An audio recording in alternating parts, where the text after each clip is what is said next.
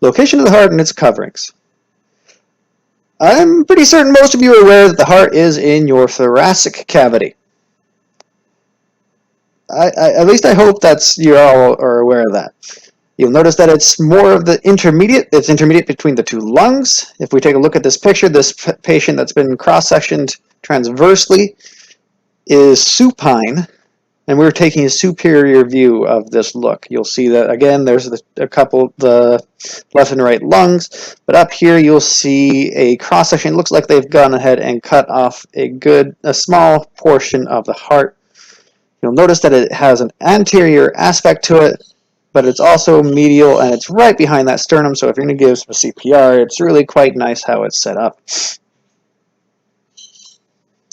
Here's a more cartoony version where you can see it, and it's really nice to go ahead and just see how the cavities that line within the thoracic cavity. It's a little bit more complex than that of your abdominal cavity and cephalic cavity, or forgive me, cranial cavity, as in it has several of them. You have a pleural cavity, which is covering the lungs, and then you have your pericardium, which has a lot of the same descriptions and layers of epithelial tissues as the rest of the body has. You have the parietal layer, which is the outermost of the covering, and then the visceral layer, which is the one that's actually talking or touching the heart. Visceral, again, remember, is the more deeper portion or interacts with the organs. If you're talking about a horror movie, when they say it's going to be visceral, they literally mean that you're going to see some organs and gore and all that wonderfulness that super horror fans love.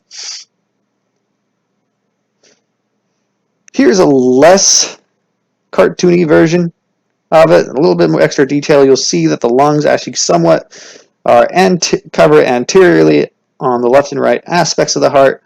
You'll also notice that the apex of the heart, which is this point down here, is pointing to the left,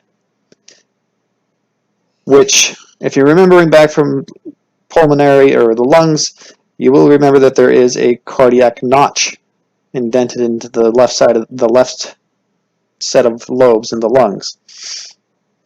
It is based or above or superior to that of your diaphragm. Another way to look at this about the pericardial sac, visceral versus parietal, it's kind of like you're throwing a heart into a balloon, or like you're throwing a water balloon at a heart, and as it's coming from above, that space that's filled with this liquid, the pericardial cavity, comes around, wraps around it.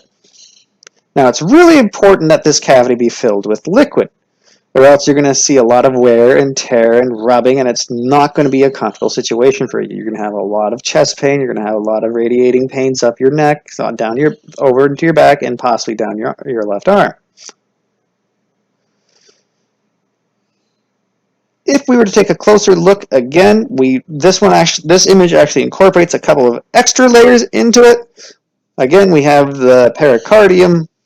You got the parietal on the most superficial area, then the pericardial cavity, followed by the pericardium. Underneath the pericardium, or the visceral layer of the pericardium, you will find the myocardium. Myo, remember, is Latin for muscle. So myocardium is saying heart muscle. And then within, even deeper to the heart muscle, is something called the endocardium, which is quite a beginning of the skeletal, I wouldn't quite say it a skeletal structure like everyone is familiar with the skeleton, calcium, etc., but more of a fibrous network, like a reticular fibrous network that helps give rise to the valves and keep them structurally sound and based. You will notice that when you get into the heart and you start dissecting it, it has a lot of layers. If you've had a chicken heart, you would notice it has quite a few bits of layers. You got a superficial and deep layer to most hearts. Okay, all hearts. Finally, let's wrap up with a cool little trinket of knowledge, the cardiac tamponade. This is an FYI for A&P students, not so much for pathophysiology students. For various reasons, whether it be trauma, you got a catheter that didn't work so well, you got some type of direct line or atrial line that has messed with the pericardium or has something like that, you can have some type of leak into that pericardial cavity. Now, that, for some, it might think, that's not a big deal. Actually, it is quite a big deal. A lot of the fluids and liquids are going to start leaking out. And it is going to put pressure into the thoracic cavity. But primarily, because that pericardium is completely surrounding the heart, it's going to put a lot of pressure on that heart.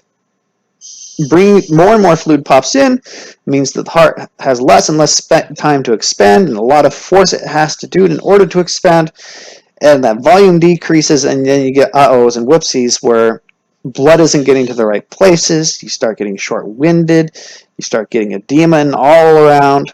It's just not a pretty place to be. Again, this is called a cardiac tamponade, and I hope this is a helpful review for you all for your A&P and pathophysiology goodness.